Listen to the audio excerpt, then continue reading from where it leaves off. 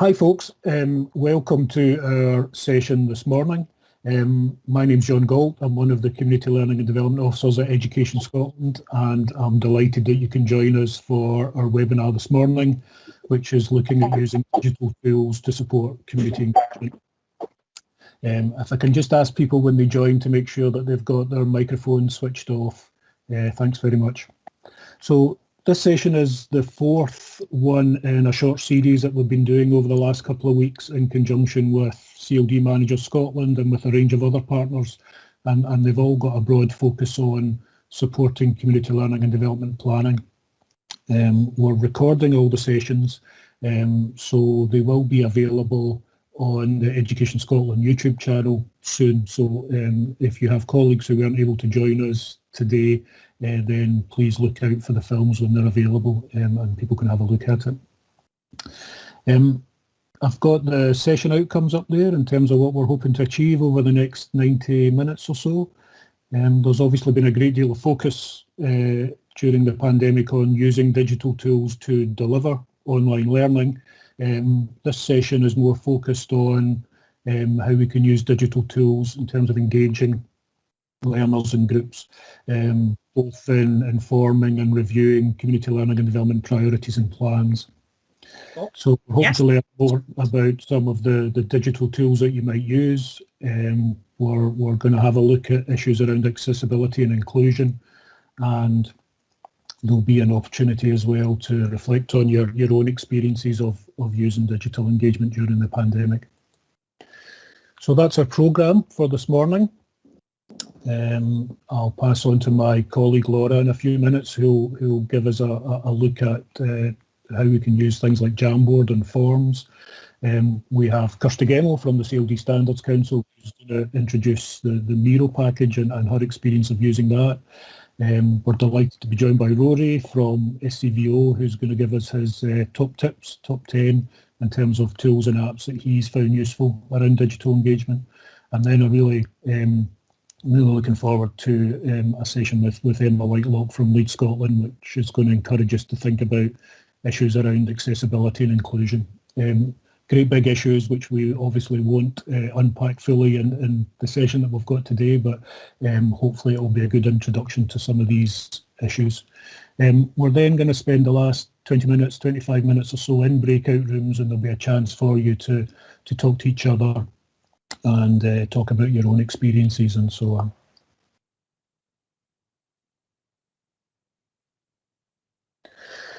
I think Emma's probably going to touch on the updates that were done to the national standards for community engagement last year, but thought it was useful to start with that quote. I'm not going to read it out to you, but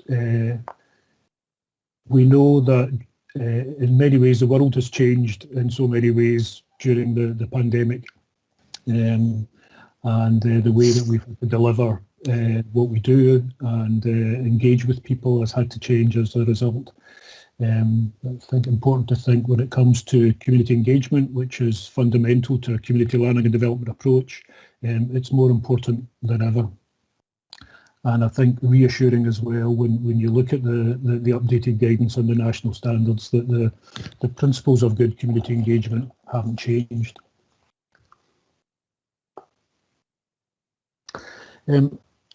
As I said earlier, the context of these sessions has been around community learning and development planning. Scottish Government has very much recognised the contributions that community learning and development practitioners have made in communities during the pandemic, whether that's about moving learning online and adapting learning, but also the practical support to learners and to families, whether that's food delivery, whether it's home learning packs and bags, whether it's about providing support in school hubs. Community learning and development practitioners in the public sector and the third sector have really stepped up to the mark in what has been very difficult times for them themselves. The government also then recognises that the community learning and development's got an important role as communities start to rebuild and recover from the pandemic. And obviously we got more hopeful news yesterday morning about some of the restrictions easing. the role of community learning and development planning is going to play an important part there. So that's one of the reasons why there is a focus on community learning and development planning over the next few years. That slide shows you what the policy goals are there in terms of, why would we be looking at encouraging local authorities and their partners to be looking at CLD planning at this time. It's as important now to make sure that communities have access to the support they need and that there's good coordination between different providers, and crucially to reinforce the roles of communities and learners in assessing and planning and evaluating CLD and helping them to shape provision. The Scottish Government put out guidance around the turn of the year for CLD planning, which many of you have seen already. We'll certainly share the link with that later on. Some of the expectations that are in there is that local authorities and their partners should be planning their CLD services for recovery. That should be a flexible and proportionate approach based on what we've all learned during the pandemic. And obviously, we know that priorities will change and adapt. It's hard to know where we'll be in a year's time or 2 years' time. So those plans will need to be set up in such a way that can be evaluated and reviewed regularly, especially in the coming year. And that point about making sure learner voices, experiences and perspectives are central to that planning process. Okay, so that's the context for our sessions today, and within that we're going to start looking at some of the tools that we can use to engage communities. Those are the discussion questions that we're going to look at later on. But first of all, I'm going to hand over to my colleague Laura, who's going to tell you a bit about using Jamboard and forms. So over to you, Laura. Great, thanks John, and lovely to see everybody here. So yeah, I'm going to talk a little bit about Jamboard and forms. We're well aware that people are in different places on their digital journey, and so some of you might be really used to using these tools and some of them might be quite new to you. So this is just going to be a little bit of an overview to both of them, and hopefully you'll kind of see how we can use them a little bit more creatively and how we can use them to analyse and evaluate as you're going forward in terms of CLD planning. So what I'm going to do is I'm going to start with Jamboard. So I'll just bring that up just now. And I'm presuming that everybody can see, and if you can't, then one of my colleagues can tell me. So what you'll see is I've kind of used Jamboard quite a lot. It can be used as a flat kind of whiteboard with post-it notes. So that's the kind of simplest way that you can use Jamboard, and that's probably some of the ones that you can see there. You can't see the writing within them, but they've just been used as a whiteboard with a question that people can put up. What you can start to do is then start kind of drilling down with Jamboard and kind of, if you like, prompting questions around what people are doing. So this is maybe if you're meeting up with learners or you're meeting up with partners, and you can start to look at specific questions and start to get people to focus on particular areas using visual cues. In this one, it's just a thumbs up or thumbs down. Again, you can start to then drill down in terms of like kind of pros and cons of what you're looking at. Just trying to get people to think about what they're doing. And I guess as well, just to try and bring up the accessibility side of things as well, is that remember when you're putting these together that you want to make sure that the writing is clear, that there's a kind of readability, you're looking at the size and colours, and just be aware that you can get hints and tips through the internet for Jamboard that can help you with some of that. I'm sure Emma's going to talk about it a little bit more in future as well. So again, there's other areas where you can start, particularly with partners. We've been talking about this kind of concentrating on year one. So this is really thinking again about, voluntary sector have had a lot of people out on furlough, local authorities have had people out in redeployment. So it may be that you have overarching outcomes that you're wanting to look at, but you may want to put them in a certain order of what is the most important for us to focus on right now, because we've only just come out of another lockdown. But actually in a few months, what's going to be our next one later in the summer, what's going to be our next one in the autumn. So again, just thinking you can break it up into adult learning and into youth work, and thinking about how you do them to kind of prompt discussion and prompt conversation. And obviously those could be tweaked if you're wanting to use them with learners as well. So then what you can start to do is, building on Jamboards, is then look at them a little bit more creatively in terms of the visual cues that you do. As I said, this is a bit of a whistle-stop tour for it. So as this example here, at the time I was actually working in the West and I didn't want anybody to have preferential treatment. So this is kind of a map of where I live. You'll notice that it includes more than one local authority. So I would expect in CLD planning for it to be a lot more drilled down into locality areas. So if you can imagine that being the case. So as an example, you can then put a map forward where you start to look at a particular area. So that could be, for argument's sake, an area with where you're looking at an SIMD area, for instance. Or a kind of bigger local authority area, depending on what your focus is. So again, on this one, what we've got is a map that shows us the area that we're looking at. So again, thinking about how we could use this with partners, colour coding is there, where, for instance, in this one, the idea is that you've got partners who are delivering on community development. We'll use a blue post-it note, adult learning would be green, youth work would be yellow, so that you can then start to do a little bit of community planning on your particular area in terms of what people are delivering. And just remember that these can always be closed off. So what you can do is capture them, for instance, right now. But again, what people may be able to deliver after the summer may change due to capacity issues. So again, thinking of that continual review and evaluation of what you have, and then also thinking that if you're capturing it now, you can then come back to that later in the year for discussions around partners to think about what your capacity are, what your focus are, and indeed maybe where you've got areas where there's duplication or where there's areas that you know there needs to be a greater focus, for instance, around health and well-being, mental health, suicide, anything that's around those kind of figures or areas. So the post-it notes again can be drilled down where you can ask people to put down who it is that responds to it, so whether that's different partners, whether there's numbers associated with that. So again, thinking of the analysis of that data in terms of how many learners are accessing that provision, what partners are involved, and again using it with partners to see where partners can maybe link up if they're unaware of provision that's happening. So kind of encouraging that greater partnership work going across the areas. So that's just another idea for you there. Then again, what you could do again is just using one particular picture. I think this is Aberdeen Harbour. So again, just trying to think of a particular area that you're wanting ideas and focus on from your partners, linking it to obviously a particular key area that you have within your CLD plan. And again, those visual cues can just make it a little bit easier or can focus ideas in a little bit more. And obviously, Kirsty will be happy to see that I thought it'd be good to put a CLD Standards Council membership in there.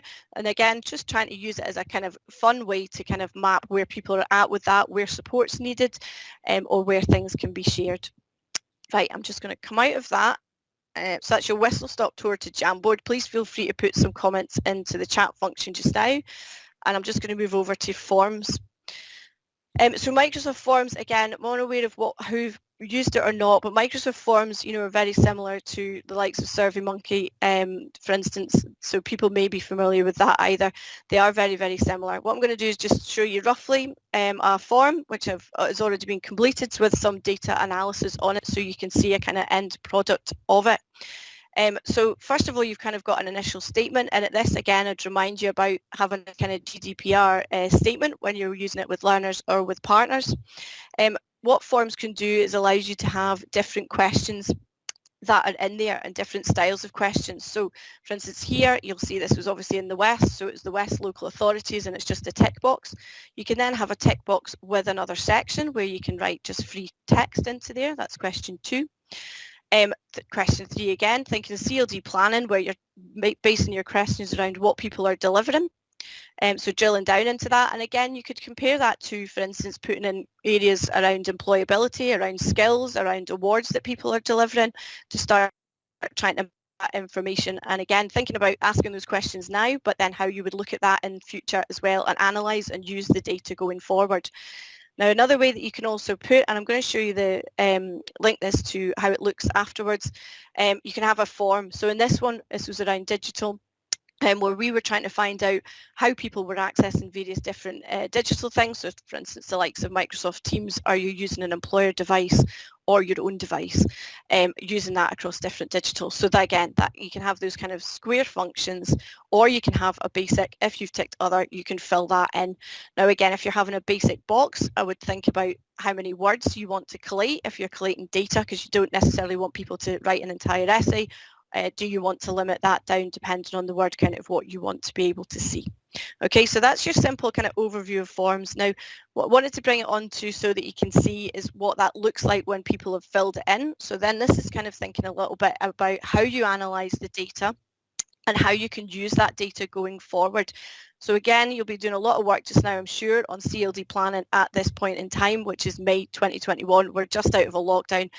Things will look different in 6 months and indeed a year's time. So you want to be able to look in at data and see how that then impacts on CLD plans and then looks for your year one and looks then into year two plans. So what Microsoft Forms does automatically, I'm not a wizard with tables, is it puts it into these really handy tables for you. So you can then start to look at the data and see how you use that data. Now in a graph form, you can see it's really handy to see there. I can see who's attended, where people have come from, for instance, and it's done that. So I'm aware that that was the majority of local authority provision. So again, that's something that I can analyse. Did I expect that? Did I want more voluntary sector? How can I target the voluntary sector future, for instance? So you can start to then ask yourself questions around the data that you have been given. So again, this is just the split across adult literacy, adult learning. So again, if you've asked a question particularly in relation to CLD planning, is it what you expected to see in that geographical area? Are you, for instance, missing youth work in that particular area or missing adult learning when you were expecting to see it across the partners? So that graphical information, I think, is a really clear way that you can then look at and see and analyse going forward, and then that can shape your plans going forward and be quite useful information. The last one, this is to show you the kind of square box one that we had, and that again puts it into a graph. So for instance, this one, because we'd asked about are you accessing it through your employer or through your own device, you can then use these graphs to really quickly see, well, this one I can see that Teams was being used, for instance, through your employer, or I can do it down to vScene to find out actually the majority of people aren't using it because it's blue. And then WhatsApp, for instance, with the kind of grey and the split is a lot of people using their own devices. So again, you can then look at that information and see, okay, well, was that what I was expecting to see? Is it different? Do we need to spend a little bit of time looking at that? Again, just to bring in the accessibility side, and again, you can just Google this to find the information. It's really easy to find, but just think about whether, for instance, you need to look at screen readers, think about who's using who you're giving the form to, whether it's your learners or your partners, and indeed it may be worthwhile asking in advance to find out what needs people have when they're filling that in. Lastly, just to say as well on this, you'll notice up here it says open in Excel. So it will put it automatically into an Excel document for you. So again, within Excel, you can start to sort things or just read the text, for instance, text answers through there and sort it out if you're trying to then analyse the data and see what you want to do with it. So it's quite handy and it does all of that for you. So really, really simple to use. I'm going to stop because, as I said, it is a whistle-stop tour that I was doing, and at this point I will hand over to the next presenter. If I can just get myself out. Thanks, Laura. Just as we're passing over to Kirsty, thanks everybody for the things that are going into the chat so far. And I saw a few people were having a bit of technical trouble seeing the screen, so hopefully you can get that sorted out. I saw, Laura, there's a bit of love for forms. Certainly a few people seem to be quite confident using that. And a couple of other suggestions like quick survey and stuff. Don't know if that's one of the ones in your top 10, Rory. Somebody asked about Jamboard, whether you need to access Google. So my understanding is as a Google product, isn't it, Jamboard? So I'm assuming you do need to be able to get into Google to use it. But Kirsty, shall I pass over to you to give us a wee intro to Miro, please? Great, thanks, John. So Miro might be the answer to any Google issues that people might have with Jamboard, because you don't need Google for Miro.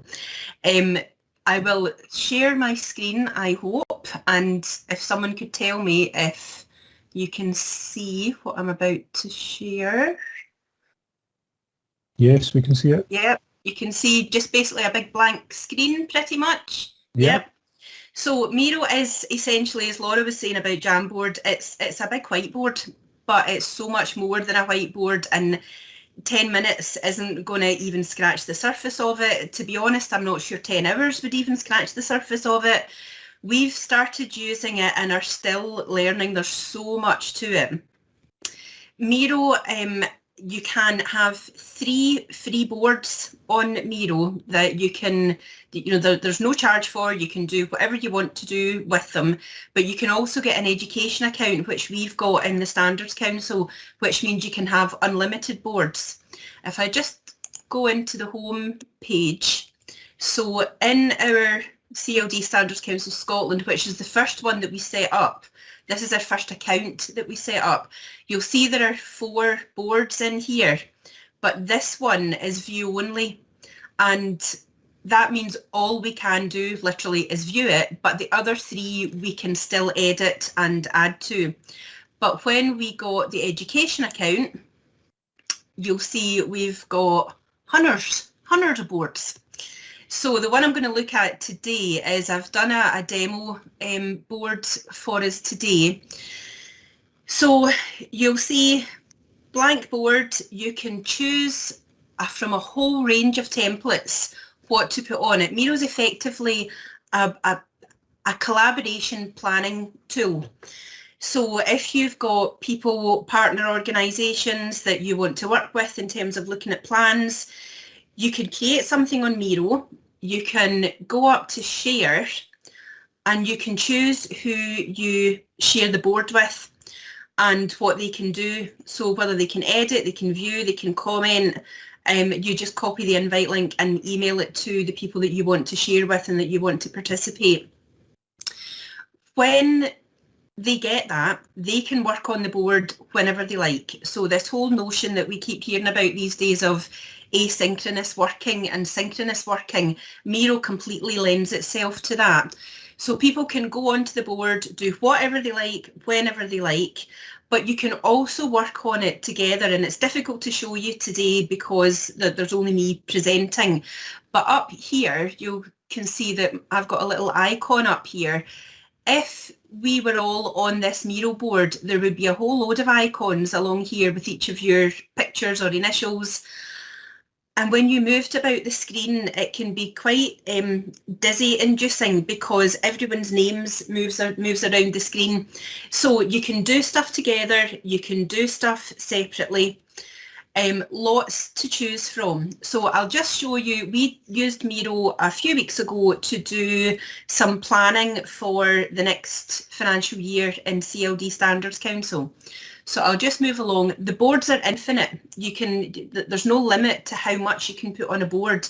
And in order to make it easy to navigate around the board, if you have loads of stuff on there, you can put things into different frames. So it sections them off basically. And if we go down here, you can see on this toolbar, we've got frames. And if I click that, you can see that on this Miro, I've got 3 frames. So if I click on the first one, it brings it onto my screen.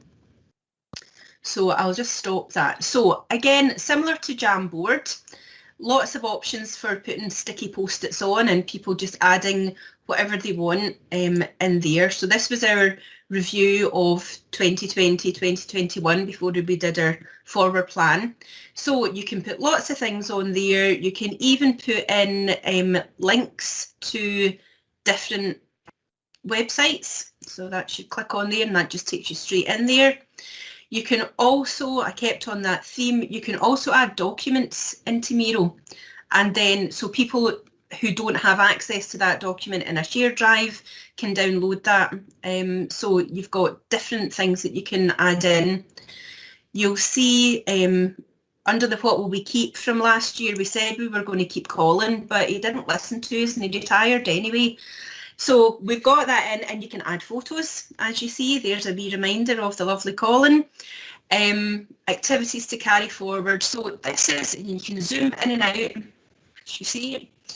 This is what we've put on here. If we wanted to add anything in, if I, that zooms me in. If I go over here, I can add a sticky note and I can choose my colour. Stick it in, hello, and that just adds that in. If you want to add another sticky note, I've just pressed tab on my keyboard there, and that is a quick way to add stickies in there. If you're doing that without, on your own, I'm working on this just now, but I want John and Laura to have a look at this and comment on it. So what they can do, let me find one, is you've got the option for comments boxes. So here's one that we did. Oops, click on it again. So Lorna had said, will this be completed? And I was able to respond, yes. So you can keep track of things. Again, if you're not working at the same time, you can keep track.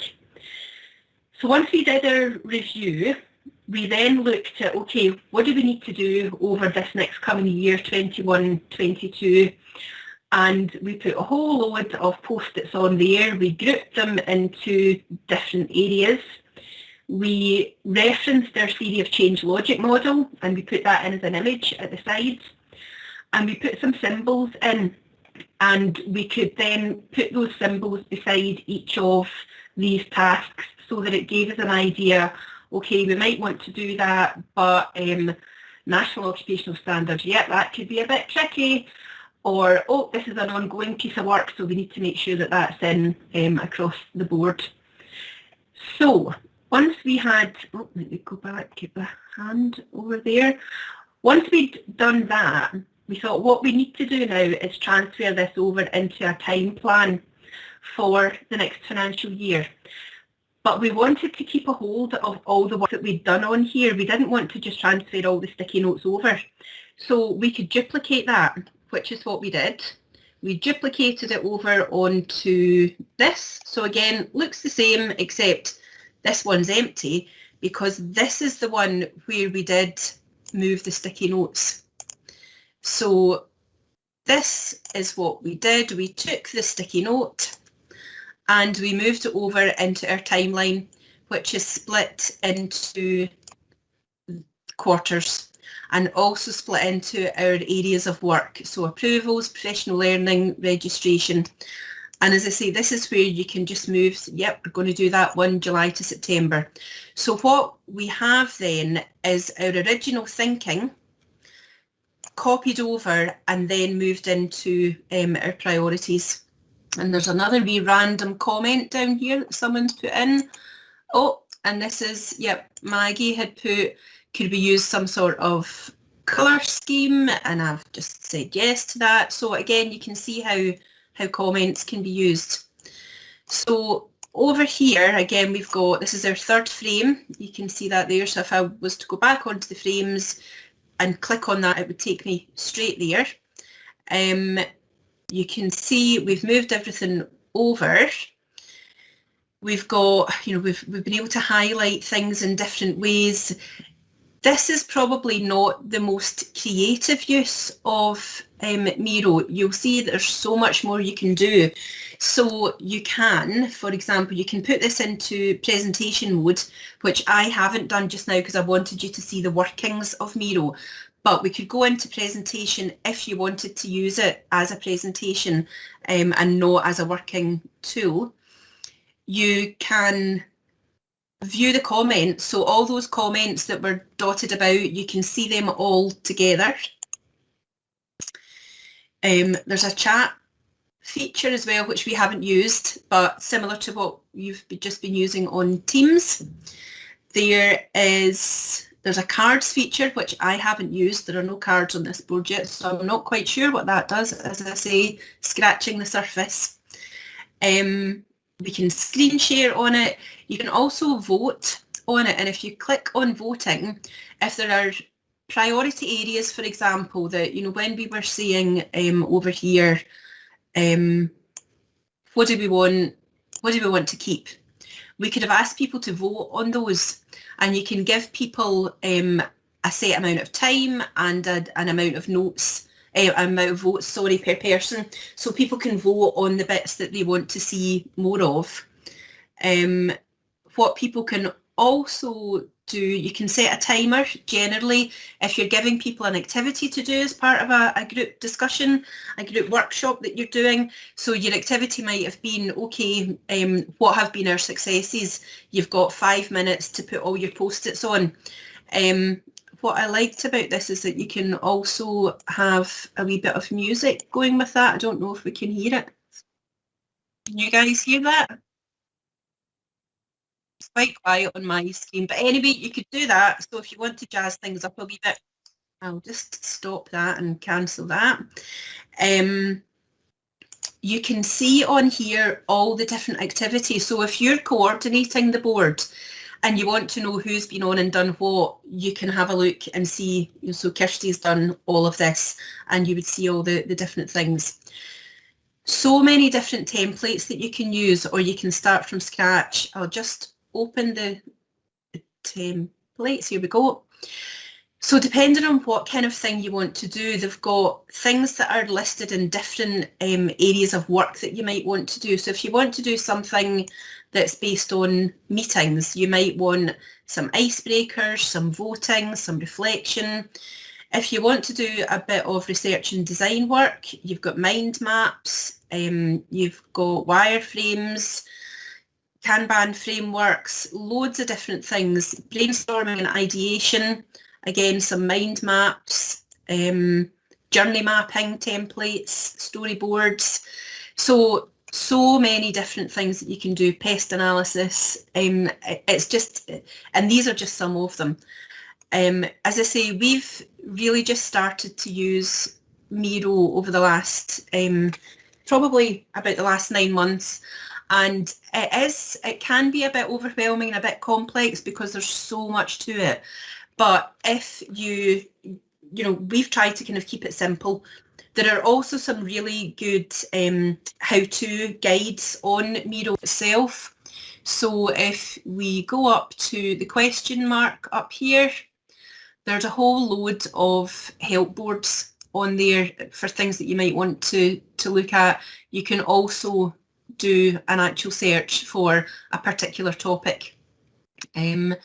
So they do provide lots of support as well in it, and I think that probably is enough for Miro. So any questions, anything that anybody wants to find out about, then please feel free just to get in touch with me, and we will endeavour to help and share what we can.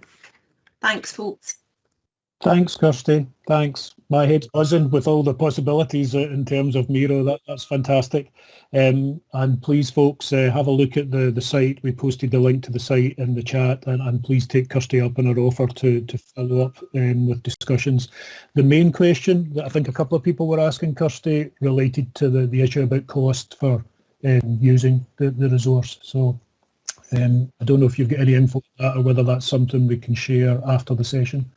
Yeah, as I say, it's free. If you set up an account, it's free, and you get 3 boards that you can edit and do as much as you like with. When you then create your 4th board area, it will lock one of the other 3, so you can only ever have 3 live boards on the free site. I think also on the free site, some of the features like the voting and the timer, you maybe get limited access to those. But on the education site, which is free, and it was Susie and myself who looked into how we could do that, that opens up the voting and the timer options on there too. So it is possible to get the free access to it with more functionality than just the basic 3 boards. Fantastic. Thanks. I'm sure that's the answer people were hoping for there. So thanks very much, Kirsty. Okay, can we move on to Rory? So Rory Brown, delighted to have you with us. Rory recently joined the team in SCVO, but before that spent most of the pandemic working with communities and learners in Glasgow and has a lot of background in terms of using digital tools. So Rory, you've got quite a challenge. You're going to try and push through some of your top tools and apps in about 15 minutes or so. So good luck with that, and over to you. Thank you very much. I was confidently going to say I can do it in 10, but I actually don't know. So let me start by sharing my screen and checking that people can see my presentation okay. Can I get a wee yes from someone because you disappeared from my face? Fantastic. So thank you very much for having me. As mentioned, I'm going to talk about some of the apps that might be pertinent to use if you're giving out devices as part of a digital lending library. Specifically, when we were thinking around digital engagement, what really interests me is enabling end users to be able to engage with their device so that they're able to engage with services and access support for those services. So I'm thinking about what 10 apps should you have on a digital lending library if you were to give that to an individual. First of all, who am I? John already mentioned I recently started with SCVO as a Digital Inclusion Development Officer. The asterisk at the top of that was to let you know that I've only been in for 3 weeks, but also quite pertinent because I locked myself out of Teams before joining yourselves because I thought my webcam wasn't working and it turned out I hadn't plugged it in. So although it says digital in the job title, it doesn't mean that I'm some sort of tech wizard. Before that, I'd been in the housing sector, working in digital inclusion, specifically with Govan, operating a digital lending library and kind of promoting and leading on a lifelong learning digital inclusion strategy. I'm also, and I know Kirsty's here, a member of the CLD Standards Council. She would murder me if I did not say so. And that's my Twitter, should anyone be interested. So the question we have been asking ourselves as an organisation, both SCVO and when I was with Govan, is how can we make engaging with devices more easy? How can we make it as barrier-free as possible to the end user? And how do we make that out-of-box experience as easy as possible for people, particularly during lockdown, where people are unable to receive face-to-face support? Most of that support's been done remotely, either via phone or via screen sharing. So how do we make that process of using a device for the first time as easy as possible? So I'm going to start by telling you a bit of a story. So if you imagine you've been given a device for the first time, you're really excited, you've never had a device before, you hear they're expensive, you're worried about breaking it, you don't know what to expect, and the first thing that happens is you open the box. There's a cable, there's a charger, sometimes the charger doesn't look like a charger, sometimes it's one of those wee chargers where the prongs are folded in so you have no idea what it is, and there's a device, and that device is effectively a very expensive piece of glass, and there's no sign of a manual. So how does that device work? If you get through that step, potentially with some support from a friend or a family member or potentially a digital champion, you are faced with turning the device on and setting up the device. In the setup process, there is a bunch of questions around location settings and privacy settings and language settings and screen brightness and all these bits and bobs that you have to go through before you're up and running. And again, supported by a friend or a family member or a digital champion to go through those processes. And then you're asked for an email address. So you've no idea what an email address is, or if you do, you potentially never had an email address before, but you know they're important. So you have to go through the process of setting up an email address, and again, supported remotely to do that. And the frustration level maybe a wee bit up here, and maybe burnouts potentially happen because there's a lot of questions being thrown at you at once. But finally, again, through support, you're up and running. You've got the device on, you're at the home screen, and effectively what's on the home screen is a calendar and a calculator. Those things are really things you already have in the house. So at this stage, we found a lot of people would put the device in the box, put the box under the bed, and not go back to the device until they were looking for a calculator or a calendar. And that was the end of their story. For other people, what happened next is they would go to the App Store. And I don't know if anyone's been to the App Store in a while, but it's all very wonderful and exciting and lots of choice. But the first thing that you are asked to do when you join an App Store for the first time is to put in your address, your date of birth, some contact numbers, and a credit card details. And as my slide suggests, I've seen this sort of stuff in the news, and I'm not falling for that, and that's a scam. I'm definitely not doing that. And again, device in the box under the bed, and not talked about again. So when we were looking at a digital lending scheme in Govan, particularly during the pandemic, we wanted to remove some of those barriers when we give out a device. We wanted to have some of the most pertinent apps to help that person engage with services and support on the device already, so it's up and running, partly for ease of use, but also partly to really sell digital, how easy this is to use, because that process up until now has not been easy. There is a lot of questions being asked of you, a lot of personal data being asked of you, and as we all know, personal data is very important, and keeping it safe is very important. So who do you trust if you've never used a device before? So I've got a wee list here of my top 10 apps I would put on a device, partly through stuff we had done in Govan. I also went to the SCVO help desk to kind of get a poll from our staff to see what kind of devices or what kind of apps that they are constantly supporting people on. And here's my list. Most of them will be apps you already know in some way, shape or form, but it's just to get you thinking about putting them on the device beforehand. So WhatsApp. obviously, is a communication tool for texting, phone calls, video messaging. And it uses data instead of minutes, which is hugely important if you're working across countries, if you have family in other countries. But it's also really good for businesses. I know some businesses engage via WhatsApp for Business and use survey, the text survey tool, as part of that function. And Govern, what we had done is we would WhatsApp surveys to people on devices because we would have their mobile numbers as part of that lending scheme. So we had a direct line of communication between ourselves and the end users. They were able to WhatsApp us, we were able to WhatsApp them and just ask each other wee questions. YouTube, I don't know how much time I've spent on YouTube in the last week alone trying to learn new skills, watch silly videos, check out live events because I know that a lot of charities and organisations are using broadcasting now. And so you feel like you're part of the experience. Really interesting to be careful about YouTube if your lending scheme has a restricted data allowance because during the pilot for Connecting Scotland, I was supporting an individual with, I think it was 20 gig a month is what he had as an allowance for data on his lending device. And he went through that in 3 days, watching YouTube 12 hours a day, just watching reruns of shows he really liked and then was out of data. So I was constantly topping that gentleman's data up for a long time. So making people aware of the data usage attached to YouTube as well is quite important. Google Translate is an amazing tool. It's on all the devices we've given out, partly because of the text-to-speech translations. You're able to translate documents either by importing them into Google Translate or using augmented reality. You can hold the device up to a sign and it will translate it live for you.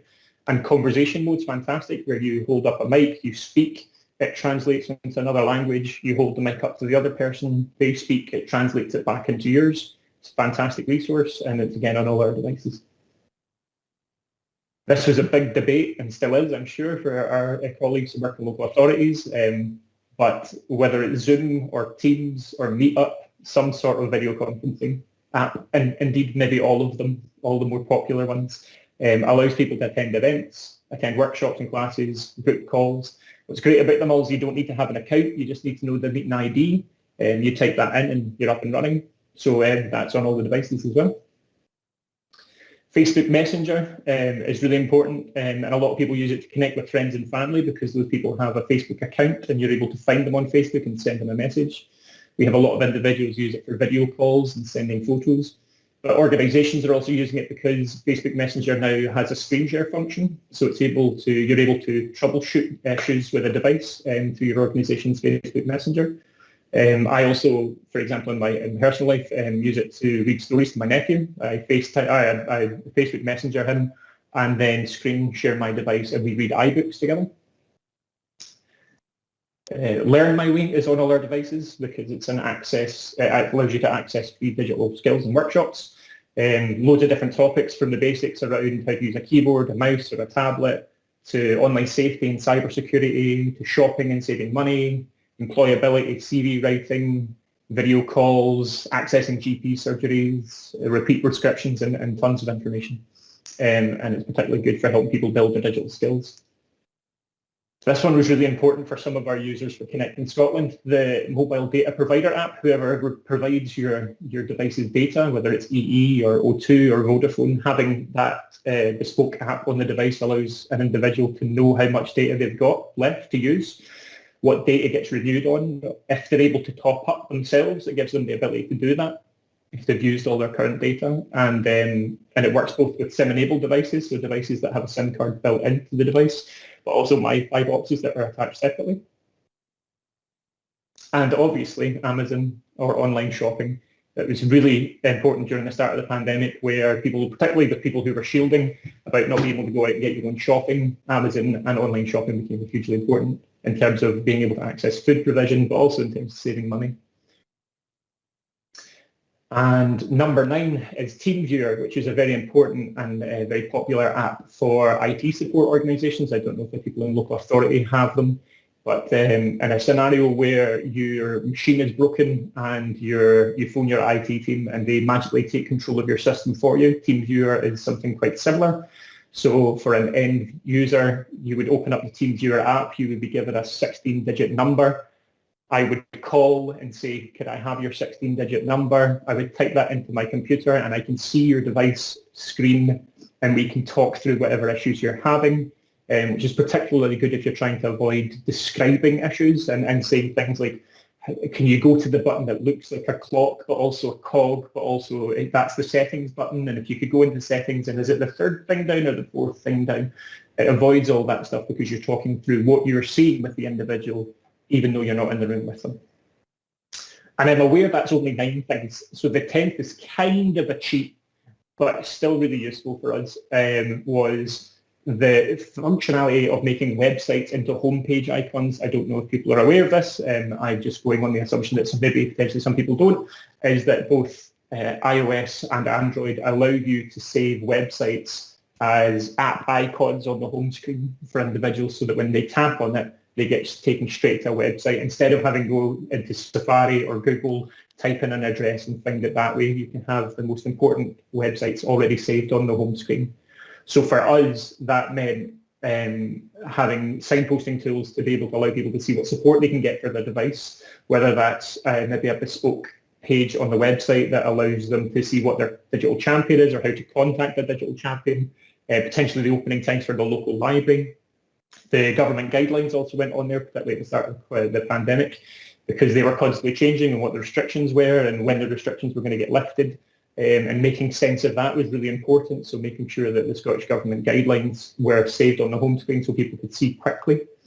And again, the same with the NHS coronavirus information, particularly as people were afraid about the information that was coming out of it, maybe some of the symptoms that were being seen, whether they should be tested and what the isolation measures were, because they were quite confusing information at the time at the start of the pandemic. So having that direct line into the NHS was really important. And some people use it for other methods. I just put in a couple of wee examples, but some people put in community directories. So I put in Alice from the Health and Social Care Alliance as an example, but people use maybe their local authorities community directory or a link to a kind of e-document or a user agreement for a lending device or a link to a popular news outlet. So having that functionality of being able to put in websites was really important as well to make the device easier. The last thing to consider from me is, and it saves me a whole bunch of time and potentially a conversation to have with the IT departments, is considering the use of a mobile device management tool, or what is commonly known as an MDM. So if you imagine a scenario where at the start of the pandemic, I had 25 devices going out to 25 users, and they each had 10 apps on them. I was having to individually set up each device. I was having to go individually into each app store and download individually each 10 apps, and it took a very, very long time. My wife was very annoyed at me because I hogged our dining table over and over and over again. So we looked at the use of a mobile device management tool. Specifically for us, it was Jamf, but I know there are other versions. I know Cisco makes one called Meraki. I know Google has one called G Suite, and there's lots of other versions. The plus side of these systems is that it allows you to remotely push apps to a lot of devices at once. So, for example, 20 devices, just deciding you want those 20 devices to have iMovie on them, and at the click of a button, you can make sure they all have iMovie on them.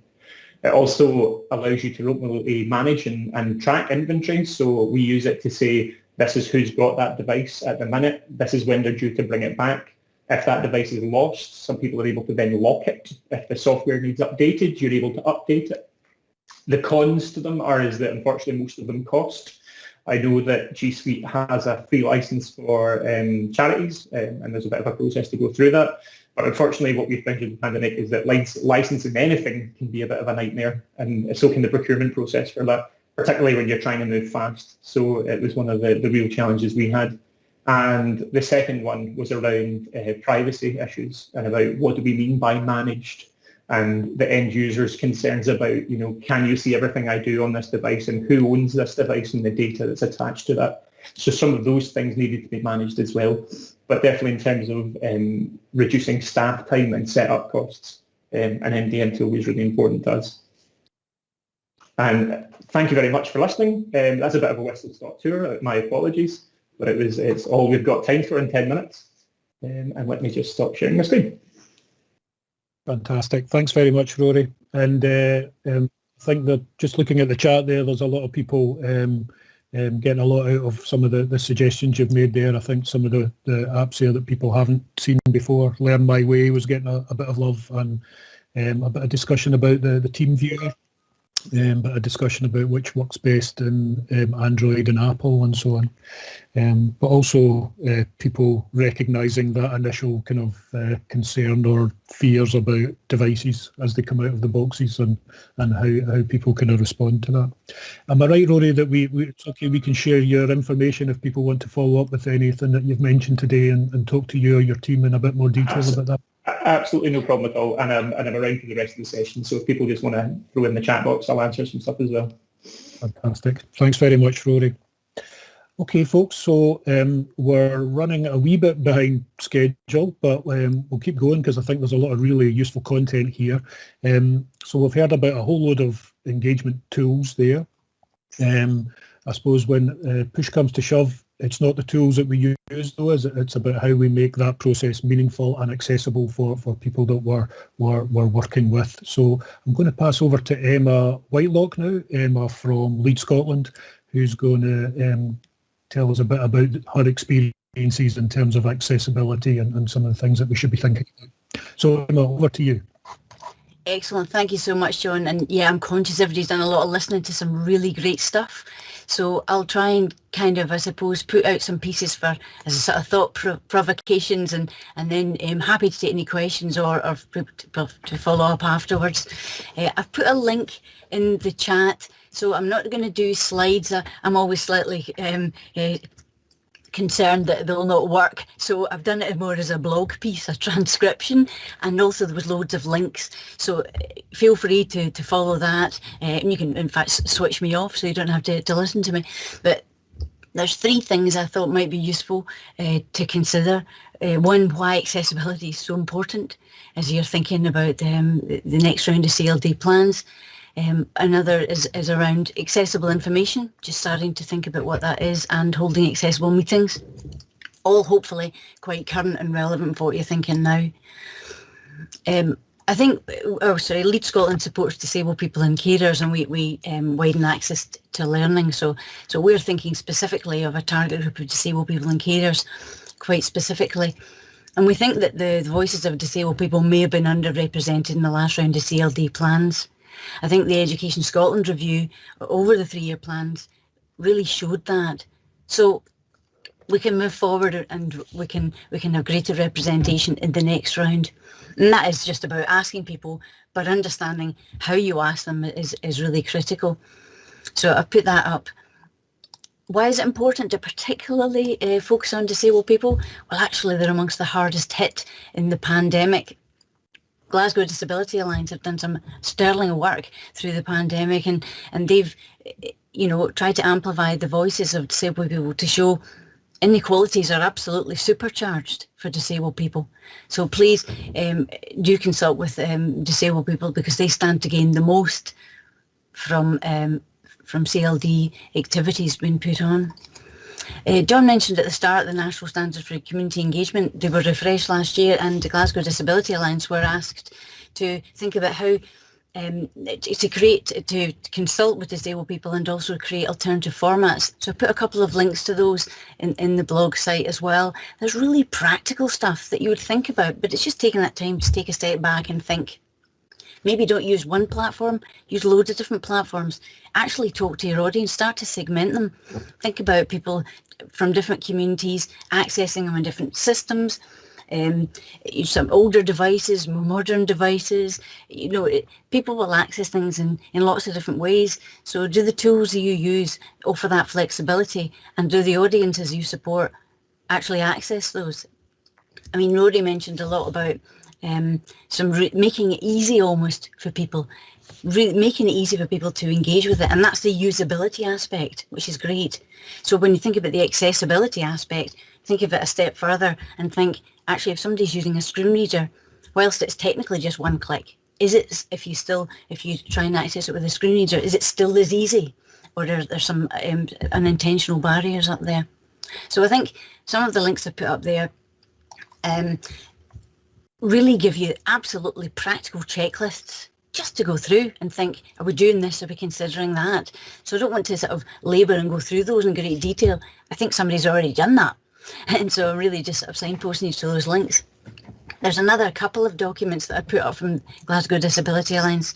Obviously, I think they're just great anyway, but they've spoken with a lot of disabled people who have said, this is what we need, this is what we want. So here it is, nice digestible documents, so you can go in and have a little look. And so if I move on to thinking about accessible information, is now exiting. Accessible information, Ofcom actually produced a wee report the other day, which I thought was very timely, and it was one of your colleagues, Rory, who shared it on Twitter, and that's about adults' use of the internet. And I thought it was really interesting that, you know, people probably design consultation pieces on laptops and desktops, and that's great, and they look fantastic, and, you know, everybody's shared them, you know, with the team, and it's all, we're ready to go live. It's worth considering that Ofcom found that actually 85% of people who are internet users will actually view things through a smartphone. So just even that practical consideration of what device is it that somebody's going to view it on, and they said that 10% of internet users only use a smartphone to go online. Now, Connecting Scotland and the Digital Inclusion Fund, of course, they've made loads of devices and data available to so many learners, which is fantastic. But actually, there'll be a lot of people who still don't have those, who may really want to feed in to your consultations. So think about how you would engage them.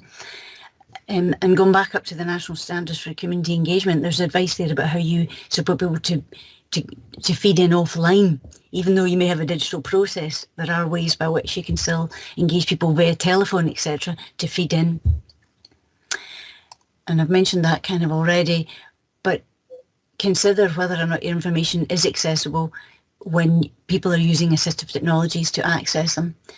And you can do that in an automated way. There are tools where you can kind of throw your website in and think, is it accessible, etc. But I think there's no substitute as well for user testing too. Sometimes accessibility is a compromise. You know, one audience might say, well, this doesn't work for me, and another audience says, well, actually this does. And you'll find, we find that all the time, you get really conflicting views. So you may in the end think, well, this will be useful for some people, this will be, and you may just have to use different tools. One size fits all. Very unlikely you're going to get one size fits all. So don't be put off by that. Just understand that it's difficult to get a compromise that suits absolutely everybody, and be flexible in the way that you can allow people to engage with you. So are you using accessible digital tools platform? Is your information accessible? How do you know?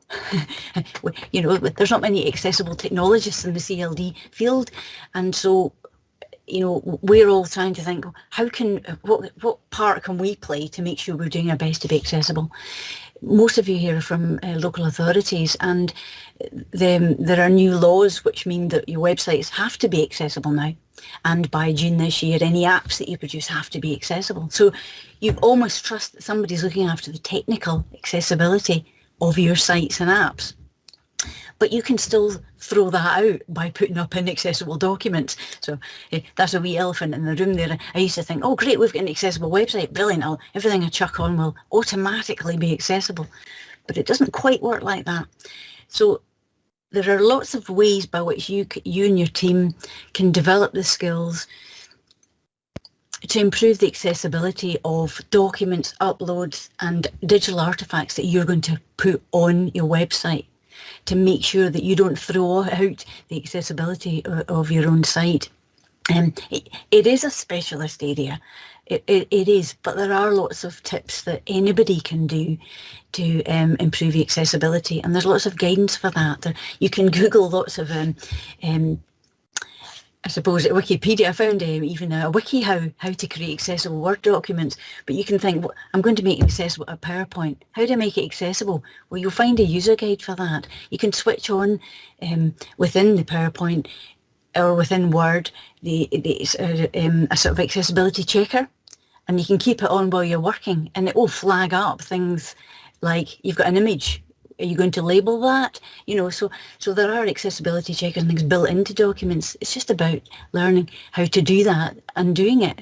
And then that kind of takes us into a position where if we're accessible by default, then we improve the chances that it will serve more people. So there are courses you can do as well. So, some disabled people's organisations have created courses. We also, as an organisation, have got courses that people can follow to learn how to use alt text, think about colour contrast, all these things which will make your artefacts more inclusive.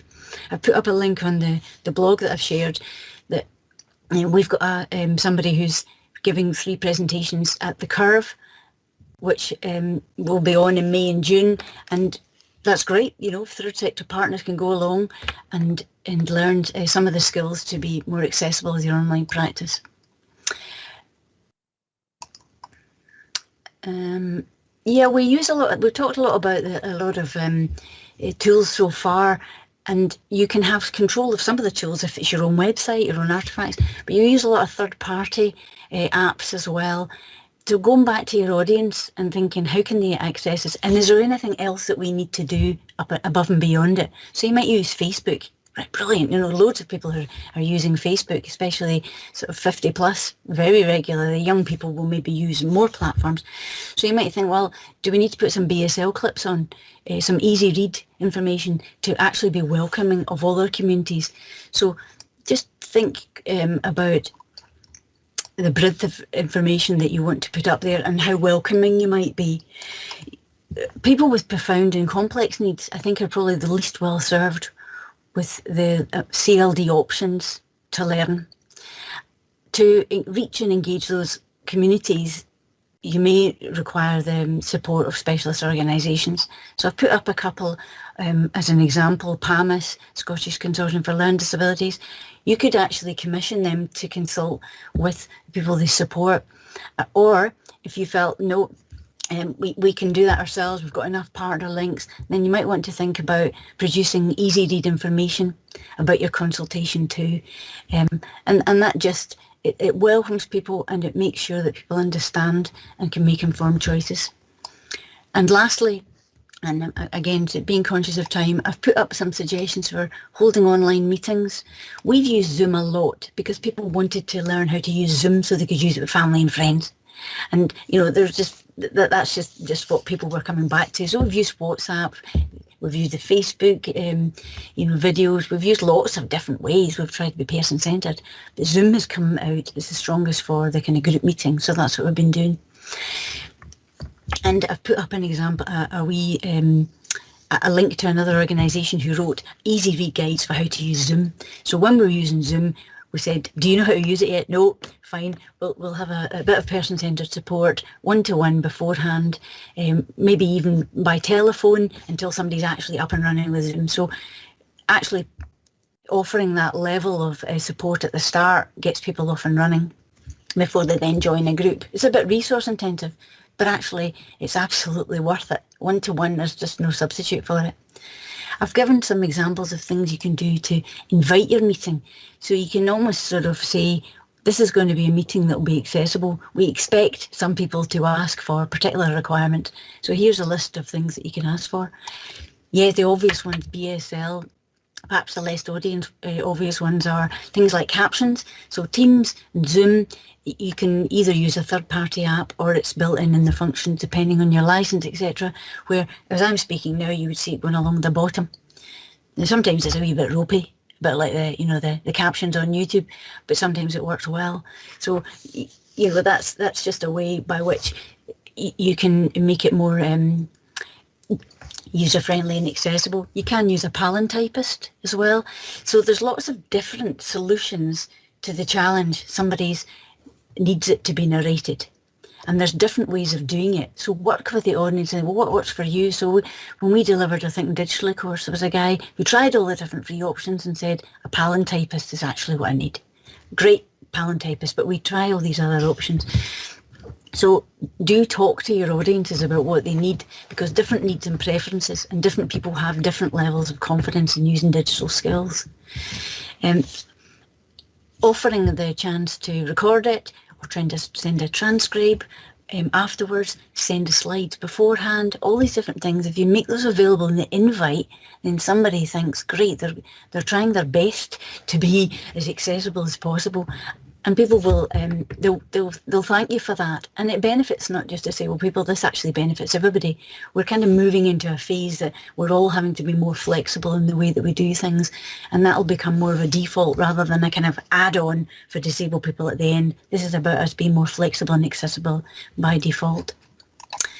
I'm going to stop there really because there's so many different things we could cover and then the nuance of it all. But I'm hoping that that's a bit of a starter for 10. Thank you. Thank you, Emma. And I will encourage people, if you haven't already, to look at the blog that Emma posted earlier on, and we'll share that link with people tomorrow when we send out the slide pack and so on. There was some discussion, some questions there. I saw that Zoe was asking about whether there were any examples of automated sites which check accessibility of websites. I'm not even sure I completely understand the question there, Emma, but that was one of them. And I think just while I'm on, a few people recognising some of the things you're saying, and Jim was talking about that idea of recognising the functionality that's built into some of the existing packages was really important, I think, particularly around PowerPoint. So that was great. People were learning for that. But what about that idea of any automated sites that check accessibility? Yes, there are indeed. So if you keep hold of that link, I'll post them in afterwards. And I'll put in a couple of examples of different ones that you can do, and hopefully that'll be helpful to you afterwards. Fantastic. Thank you very much. I put my email at the bottom of it as well, so do feel free to get in touch about any other specific questions. Great. Thanks. That's great. Thank you very much, Emma. So, folks, we have about 20 minutes left, and we are keen to have a bit of time for people just to reflect on a lot of the information that we've had this morning. So you'll have seen in the chat that we put in just a few questions to encourage people to reflect on what you've heard. You don't need to answer them all, but just something to get the discussion going. And you'll have seen that Laura has put in a Jamboard link. So we are trying to practice what we preach there, and we've got a Jamboard set up to try and give you an opportunity to post some of your thoughts under those questions. We're using that Jamboard really to aid discussion. We're not using it as a kind of consultation tool or anything, but hopefully it will be useful to people. So what we'll maybe do now is, if you need to take a minute or two break, now's probably the time to do it, but when you come back you should find that you have been magicked into a discussion room, and there should be either myself or one of my colleagues will be in there just to get the discussion kicked off, and we'll come back briefly just before 11 o'clock to finish off the session. So thanks very much, folks, and we'll just go into discussion groups now. We're back in the room. So I hope you enjoyed that. Another chance to have a bit of a discussion with some other colleagues about some of the things that we've been talking about there. Certainly having a look at the Jamboard, there was some really interesting points coming up there. We've got a few minutes left. Laura, without wanting to put you on the spot, were there any kind of main issues that jumped out at you and you're looking at the Jamboard? Yeah, no, I think that what's really key is that, there is challenges, digital exclusion, skills of both staff and learners, connectivity, these kind of, themes that, people will be well aware of over the last year. But also I think it's really great, there's lots and lots of positives as well, higher attendance in certain classes, some learners being able to gauge some barriers like around childcare and flexibility being broken down, which is obviously great, given a kind of greater level of choice. And I think that's really key in CLD planning, that those areas are kind of focused on. Obviously it gives a place of what needs concentrated on and what needs built on. And I think really what was key is really that in the CLD planning side is that there's a fair few comments about really keeping the digital side of things as a really key theme, and kind of using that and using digital as part of services going forward. So looking at obviously the positives, what does need worked on, what that is going to look like in future for CLD services, and obviously that needs to be documented within the CLD plans. So it's a real strength, I think, and it really shows how CLD has adapted over the last year. Also, probably another key theme just to come out was around partners. There's a lot of chat and a lot of the comments in relation to greater engagement with partners. Partners being able to come together a lot easier online, and I think that's really been reflected in the information we've been hearing. Is that kind of coming together? You know, more people being able to come together, easier and more frequently, which is obviously making some of the partnership work and partnership planning really positive, and I think that's really a key area for people to go forward. So again, being mindful that there is challenges and there isn't one way, one direct answer for everybody, but some really strong themes coming out of there. Thanks, John. Thanks very much, Laura.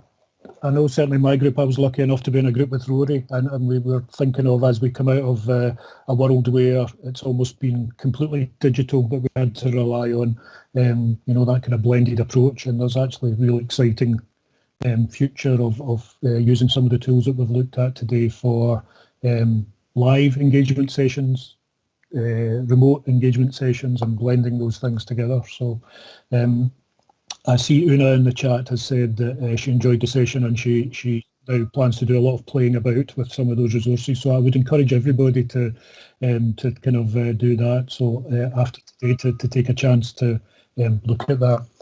I think there was also a question there, Emma, for yourself, just to be a takeaway if there are further opportunities to learn from Lead Scotland. I think somebody asked about that, so we can certainly share any information that you've got round about that. Folks, we'll bring it to an end there. I've put the evaluation form in the chat, although I see a couple of people saying they might not be able to open it, so I don't know if one of my colleagues might be able just to post it again while we're talking. But I'll finish off by thanking our presenters today. We've covered a lot of ground. It's been really interesting. Please follow up on the offers of further support and help from everybody today. As we said, we'll send out the slide pack with all the key links, including the evaluation form for today and the wakelet that we mentioned earlier on that's got some of the other bits of information. So when you get that, please have a look at that and happy practicing with all your digital tools. So we'll finish there, and thanks for taking part and enjoy the rest of your day. Bye, folks.